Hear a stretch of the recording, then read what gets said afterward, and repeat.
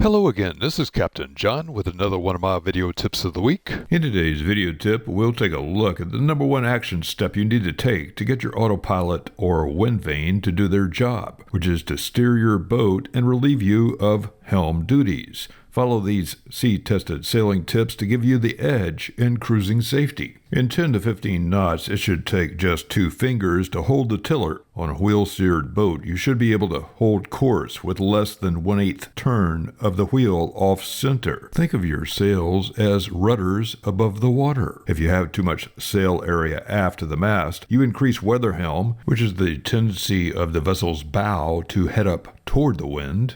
If you have too much sail area forward of the mast, you increase lee helm, or the tendency of the vessel's bow to fall off the wind. Experiment in different wind conditions to balance the boat so that it can be steered as described earlier. Reef the mainsail to reduce weather helm, add or reduce headsail area as needed. Always return to the helm test described earlier to find out if you've done things right. Unlike a tiller where you can feel the tug of the rudder, a wheel can easily hide weather helm. I've sailed on boats with wheels which were almost lifeless. This was because the gearing mechanism hid the boat's balance problems. An easy test is to center the wheel, lock it in place, and watch the boat. A well-balanced boat will have a slight amount of weather helm where she will head up toward the wind in a slow, smooth manner. If she has excessive weather helm or lee helm, adjust the sail plan to get her balanced. Boats which are trimmed down by the bow or stern from too much weight in the ends of the boat will sail sluggishly. Move weights inboard or remove excessive gear which is never used. Leave this gear ashore